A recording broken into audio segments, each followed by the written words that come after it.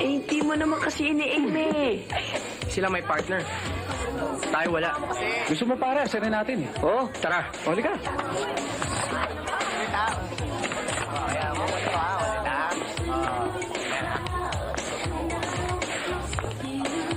Oh, tumabi na kayo dyan.